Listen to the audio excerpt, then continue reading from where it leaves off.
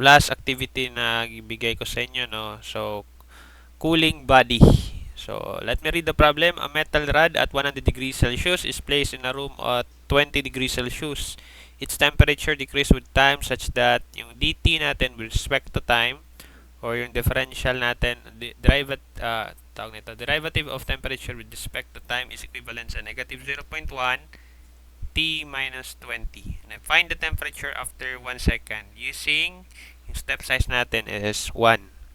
So recall natin ano yung formula natin for solving ordinary differential equations using Runge-Kutta or RK4. If you have remember RK4, diba? That is ano class? Y sub n plus 1. Okay, ito yun, no? Y sub n. Okay, y sub n plus 1 equivalent sa y sub n minus 1 over 6. Then that is Plus, equivalent, sir. plus pala. Okay, sorry. Plus 1 over 6, then step size, and then we have here K1 plus 4K2 plus, tama ba? 4K2? 2, sir. 2, 2K2, 2, sir. 2, 2, 2. Okay, sorry, 2. 2K2, 2K3, and K4. So, I hope na-remember nyo pa, no? Okay. Nag-mix up na sa daghan ako, sa kadaghan na ginatudloan ako. Okay? Iba't ibang formula, nag-mix up na. Okay? So, we have K1 plus 2K2 plus 2K3 and K4. Okay, yan yung formula natin for Runge-Kutta fourth order method. Tama ba? So, una, let's try to solve this muna using analytical method. Okay, using analytical method. So, obviously, we can solve this one using variable separable pa rin, no? So, dt over the small letter t, then that is equivalent to 0.1 t minus 20. Okay, yung big letter t, that is another variable. Yung small letter t, that is another variable. So basically, we are differentiating temperature with respect to time. So to solve for the temperature at any given time, we can simply cross multiply dt, yung big letter t minus 20, or d temperature all over temperature minus 20 equivalent sa negative 0.1 differential time. Okay? So, we can integrate both sides. Then, we have here, itong derivative nito, parang ln of t minus 20 lang yan. No? Parang dt over t pa rin yan. Meron lang tayong constant dito. Equivalent yan sa negative 0.1, then time plus yung constant of integration c. Okay? And then, what we can do is that we can exponentiate both sides. Mag-exponentiate tayo both sides. Then we get, eto magiging 1 lang yan.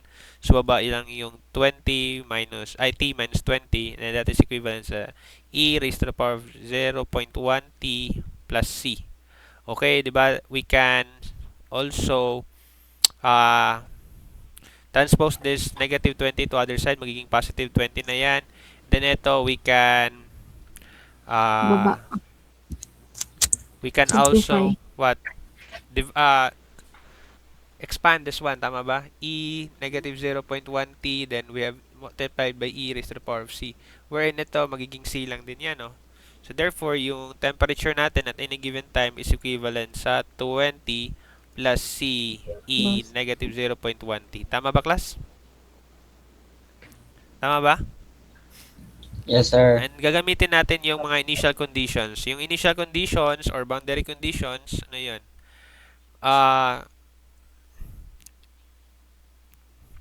Initially, yung temperature ng ating metal rod is 100. Okay. A metal rod at 100 degrees Celsius. So, I mean to say, at time equal to 0, okay, your temperature of the metal rod is equivalent sa 100 degrees Celsius. So, this is 100 equivalent sa 20 plus yung CE negative 0.1 times 0. So, itong negative 0.1 times 0, that is 0 pa rin. E raised to the power of 0, that is 1. So, kaya yung C natin would be 100 minus 20, or that is basically 80. So, yung equation natin pala dito would be equivalent sa T equivalent sa 20 plus 80 E negative 0.1 T. So, ito na yung parang general equation natin, no? General equation. Okay, general solution ng ating uh, differential equation. Now, kukunin natin yung temperature after 1 second. Okay, when T, okay, at T equivalent to 1 second, okay, at T equivalent to 1 second, yung value ng temperature natin would be 20 plus 80 E, tapos negative 0.1 times 1, and that is obviously equivalent sa 20 plus 80 tapos multiplied by e raised to the power of negative 0.1. Okay, that will become 92.387. Okay, tama ba? Similar ba tayong nakuha, class? Okay, degrees Celsius. Yan yung makukuha natin using analytical method. And then, ngayon, using numerical method,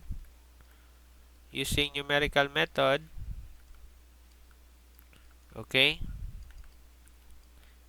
so using numerical method, kunin na natin yung formula natin for RK4. So, lagay natin dito. Okay, kukunin muna natin yung value ng K1, K2, at saka K3, K4. Diba? If you have remember yung K1 is yung interval na gagamitin natin slope at the beginning of the interval. Okay? So, ano yung value nito, class? This is equivalent sa function of x sub n, then ano to dito? Nalimutan ko, class. T sub n tapos y sub n. Okay? T sub n tsaka y sub n. T sub n tsaka y sub n. Pwede din natin sabihin this is yes, T sub n pa rin. Okay? And then we have here or pwede din natin sabihin, class, instead of T sub n para ano, no, pwede din natin T sub 0 then y sub 0. Pwede ganyan, no. Then itong K2, that is T sub 0 plus yung half ng step size natin, then yung y sub 0 plus yung K1 na kuha natin, then half of that. Tama ba? By the way, itong y sub 0 natin, since that is basically yung ito pala, class, this is your independent variable. And this one is your dependent variable, no? So, based sa ating problem, ano yung independent variable natin? Independent variable is yung time. Kasi, yung temperature is dependent on the time. Kaya, yung time is the independent variable. Yung temperature is the dependent variable, no? So, therefore, since based on our problem, okay, yung t sub 0 natin, which is the time, no? Kaya ginawa natin t sub 0, that is the independent variable. And yung dependent variable natin dito, pwede natin sabihin t na malaki or caps lock t then sub 0. Yan yung ating dependent variable. So dito, mangyari, this is t sub 0 na capital T, then k1 plus 2. K1 over 2. Then we also have this one, t sub 0 pa rin, tapos h over 2, then comma, t sub 0 plus, okay, t sub 0 plus k2 over 2. Tama ba, class? Then lastly, yung f natin, t sub 0 plus yung step size natin, and then t sub 0 na malaki plus yung k3 natin. Okay? So, solve muna natin yung k1. Yung k1 natin, okay, ano ba yung t sub 0 natin, class? T sub 0, 0, no? How about yung t sub 0 dito, na malaki? 100. 100. Okay, then ito, 0 plus 1, which 1 half, kaya 1 half, 0.5, no? So, yung value dito is dependent on t sub 100 plus k1 over 2, di ba? Dependent. Ito, 0.5 pa rin, tapos 100 plus k2 over 2. And then lastly, ito f, tapos ito magiging 1 na. Tapos 100 plus k3. Okay? Kunin natin yung value ng k1. Yung k1 natin, class, punta tayo ulit dun sa main function natin. Obviously, this is just expression of t na capital. So, therefore, yung k1 pala natin is 0.1 negative. Tapos, yung t natin dito is 100 minus 20. So, anong magkukuha natin na value dito? This is equivalent sa ito, magiging 80 times 0.1 negative, magiging negative 8. Okay? Then, ito, magiging negative 8 ito. No? Negative 8. So, ang mangyari nito, itong part nito class, ano yan? Magiging, lagay ko lang dito, 100 minus 4. Which is equivalent sa, ano to class? 96. Lagay na natin dito. 96 to. Okay, so gawin natin ito 0.1 tapos 96 minus 20. Anong value to makukuha class? Okay, 0.1 tapos 96 minus 20.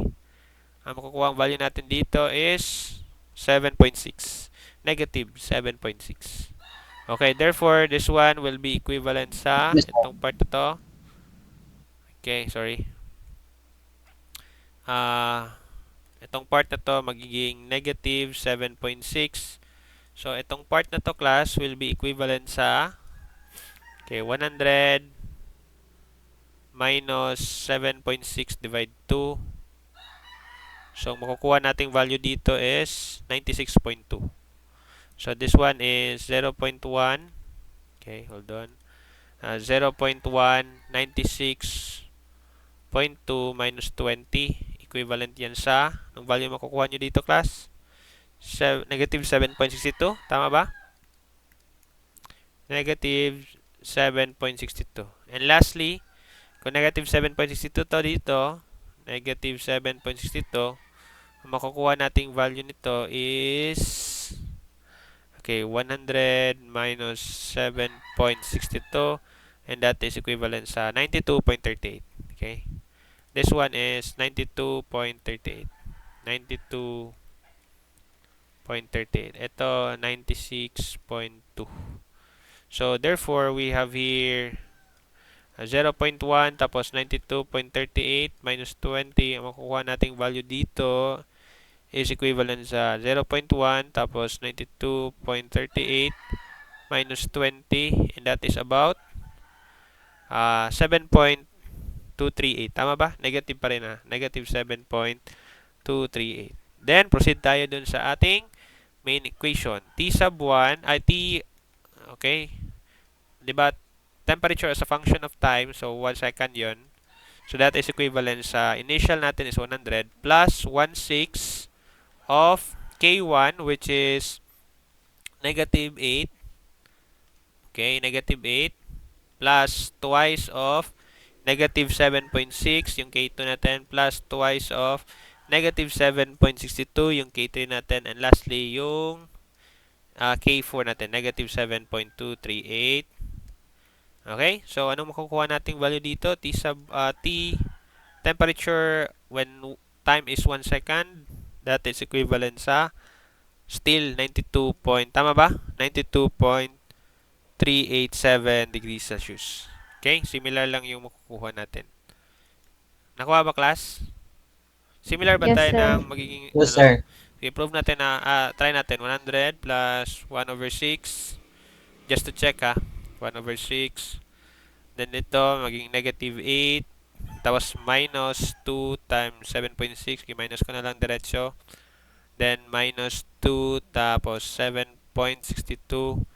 Then lastly minus 7.238.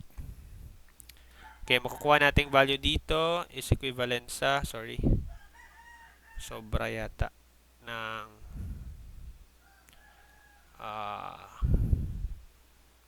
so 92.387. Tama naman. Okay? So basically that is for Runge-Kutta, that is for solving ordinary differential equations, particularly yung mga with initial value problem. Okay? Okay? So basically class, yung partial differential equations, these are equation. So dito yung PDE, okay? These are equations that contains a known function, of two or more independent variables. So equations consisting of two or more. Okay? Tinatawag nating independent variables or IV. And its partial derivatives. So for example, meron tayong u function that is a function of x and t. So yung x and t, what we call these are what we call independent variables. Okay? Independent variables. Etong u, that is our dependent variable. Okay? That is our dependent variable. Dependent variable. Okay, ganyan no. So example, meron tayong equation na let's say for example, u is equivalent sa usually u man yung ginagamit natin class no. Usually, pwede din naman other variable like for example z. Pwede natin z sabihin that is a function of x and y. Pwede ganyan. So example nito mga x squared y plus 3y squared. Okay.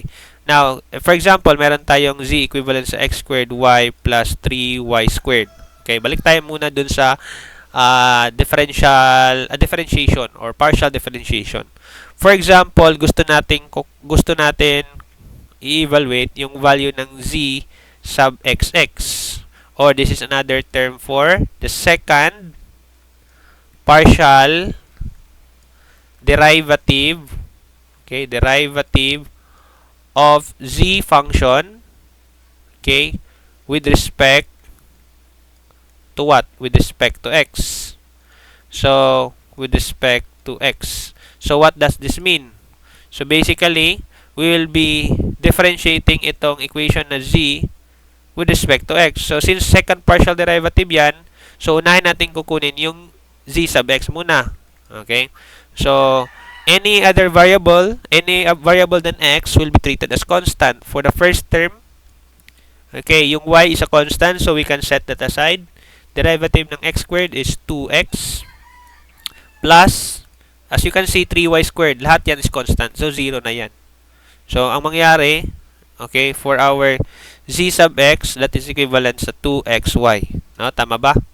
Then, for the second partial derivative of z with respect pa rin sa x, so any other variable than x will be treated as constant. Itong 2 at saka y, set aside, that is a constant, and derivative ng x is 1. So, basically, ang z x pala is equivalent sa 2y. Now, compare natin yan dito sa z sub x sub y.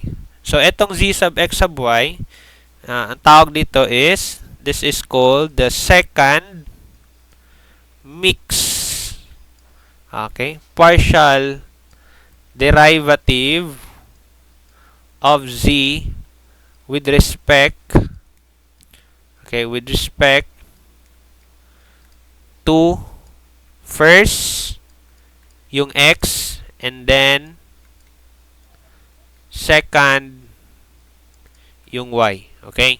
So basically, okay, ang gagawin dito and then second y. So basically, we will be differentiating yung z una with respect to x. So nakuha naman natin yan. Ito yon, 2xy. So that is 2xy. And then kukunin natin yung z sub x sub y. So derive natin tong z sub x with respect na naman sa y. So any variable other than y will be treated as constant. So meaning to say yung 2x constant yan. Derivative ng y is equivalent sa 1. So ang value nito is 2x. So yan yung using partial differentiation, no? Yan yung concept ng partial differentiation. Ano naman itong partial differentiation equations? So basically, ito lang yung mga equation na meron tayong partial derivatives. For example of PDEs. Example of partial differential equations. Example ng mga PDEs, we have, okay, meron tayong ganito, no? Ito yung symbol ng partial derivative. Okay, and so for example, ito. So basically, this is the partial derivative u with respect to x plus partial derivative u with respect to y equated to 0. Ito is another, this one is a one example of a partial differential equations. So other than that, pwede din itong if you are familiar with heat equation. So marami itong actually itong partial differential equations class, marami itong uh, real world word real world na application. So, una is yung heat equation. I don't know if you're familiar with heat equation. Basically, that is yung partial derivative of u function with respect to time. Ito yun. That is equivalent sa some values of a, then constant value a squared, then u sub xx. Okay, ito yun. Then we also have mga wave equations. So, okay, meron tayong wave equations. So, wave equation, that is parang second partial derivative of u with respect to time. That is equivalent sa some constant c, tapos u xx. Okay, ganyan ba? So, marami to. So, in terms of like this one, pwede din natin sabihin or express this one in terms of parang partial derivative of u with respect to time, that is equivalent sa a squared, then second partial derivative of u with respect to x, ganito, or pwede natin sabihin dx squared na lang. Then ito pwede sabihin natin du over dt square, yan lahat, then that is c squared, then second partial derivative of u with respect to x pa rin. Okay, meron din cases na, for example, Laplace equation. So actually, mahirap tong partial differentiation class, or partial differential equation, no? Mahirap talaga to. So, pang-advance na masyado ba? So, we have here yung equation na usual, Laplace equation. Second partial derivative of u with respect to x plus yung second partial derivative of u with respect to y. So, anong other expression nito in terms, equate to 0. Anong other expression nito in terms of like this one? So, mangyari niyan d squared u, or partial derivative of u with respect to x, then plus partial derivative of u with respect to to y naman. So, second partial derivative, equate that to 0. So, these are some of the examples of partial differential equations. And there are actually various methods or analytical methods in solving partial differential equation. Okay. So, balik tayo ulit sa definition ng partial differential equations. Yung partial differential equations, these are equations consisting of two or more independent variables. So, similar, for example, we have u as a function of u and x and time. No? U as a function of x and time. Pwede natin sabihin, x is position, then t is time. So, yung u natin, whatever is that, it is described by the position and time. So, two independent variables na siya. Kung i-compare natin yung PDEs with ODEs, ordinary differential equation, no? Itong mga PDEs, multivariate yan. Meaning to say, multiple yung independent variables niyan. Yung mga ODEs, single variate yan. Or meaning to say, isa lang yung variable or independent variable. No? So, for example, di ba, yung dy over dx plus 3 y equivalent sa 0. Okay, ganyan, no? So, basically, meron tayong okay, sabihin natin negative 3y. Okay, meron tayong tawag nito homogeneous tapos linear differential equation. Okay, ito yung ano tawag nito? Monovariate lang. Meaning to say, a single variable, yung y natin is only expressed solely by a variable x. So, mga ganyan, yung tawag natin yan is the ordinary differential equations. Ito, partial differential equation, multivariate na yan. No? So, ano ba ang general term ng PDE? Okay, dito tayo sa general term. So, general term or general form. Sabihin natin, general form of PDE. Okay, ang general form ng PDE, okay, remember this one A general second order. Sabihin natin second order PDE tayo, class. Second order PDE. Ang general equation niya in two variables. Okay, in two variables. So, involved tayo ng dalawang variables. Is denoted as or written as this one. A, some constant A. Yung second partial derivative of u with respect to x. Yan.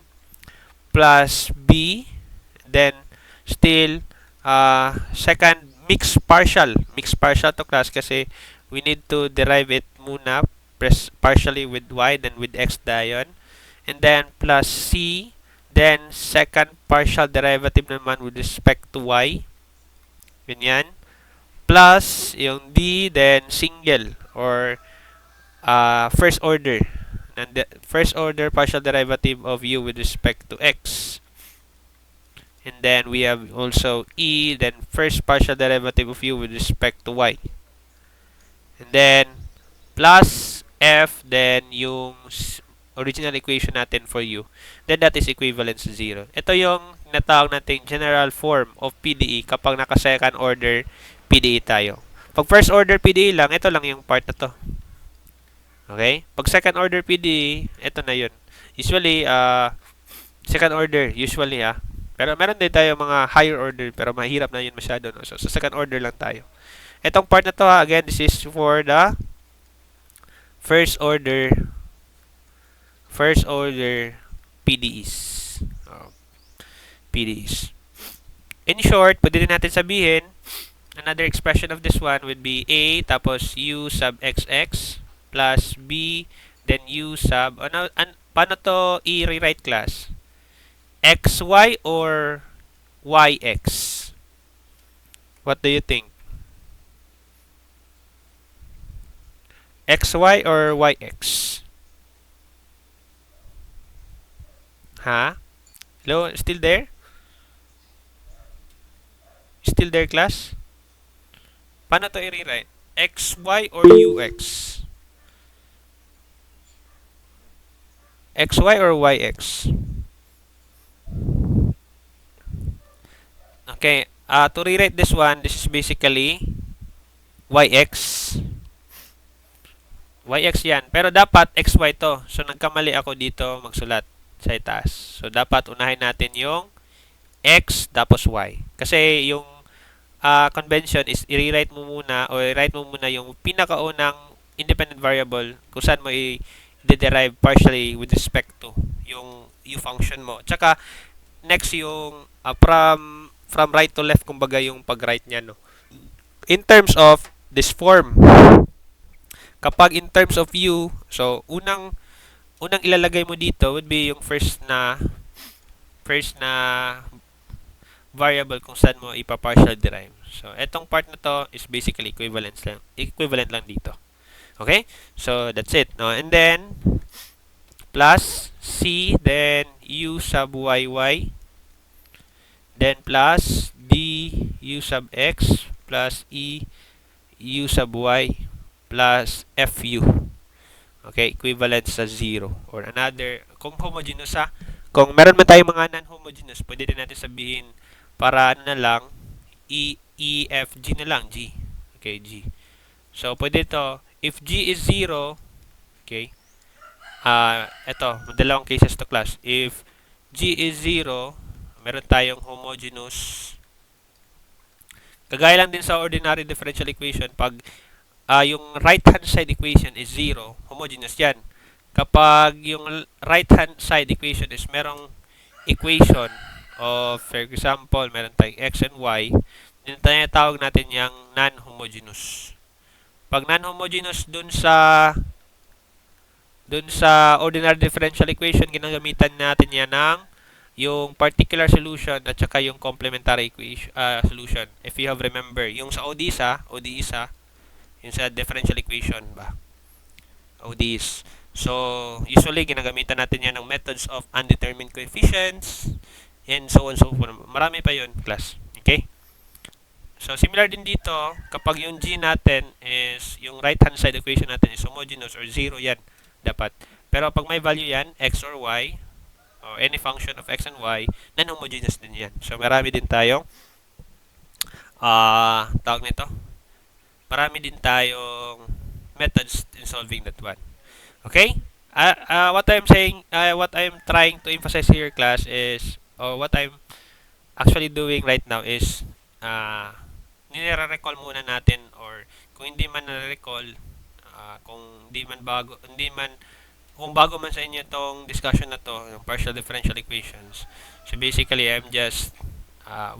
we are just familiarizing itong PDEs before tayo mag-proceed. Okay, sorry. Before tayo mag-proceed sa numerical methods. Okay?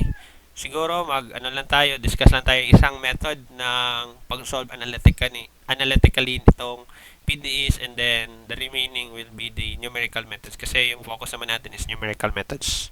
Okay?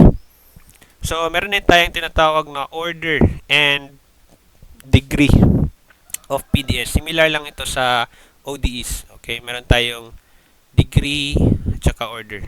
Okay? And order of PDEs. So,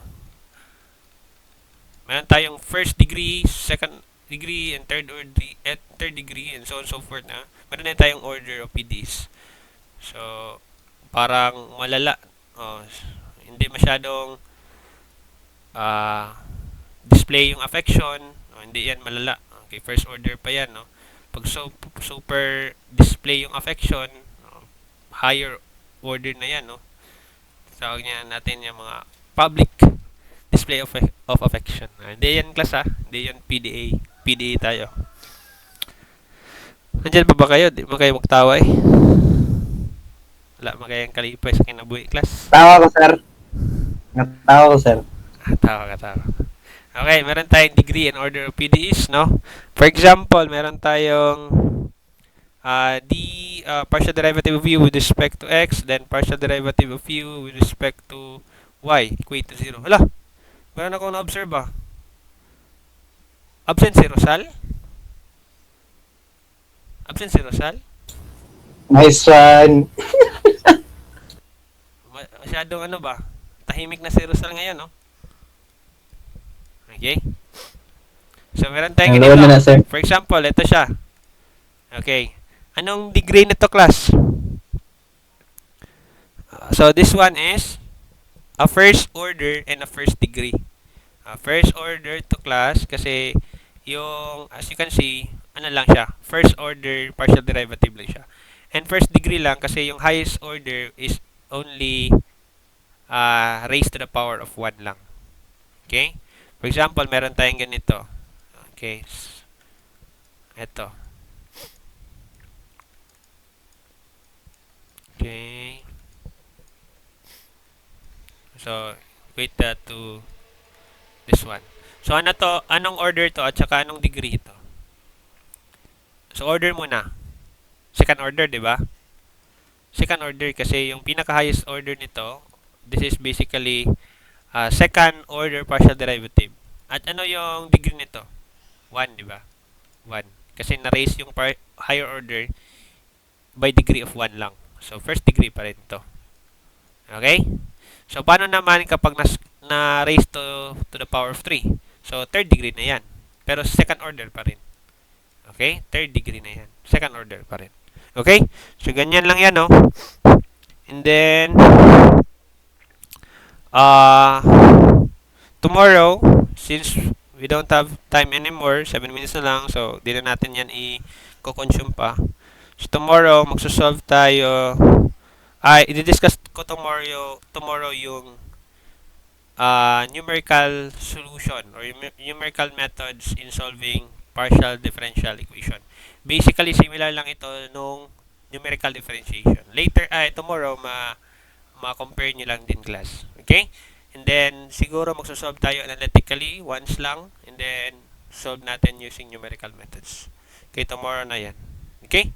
So, if you don't have any questions pa class, clarifications, so I'll just be posting the recording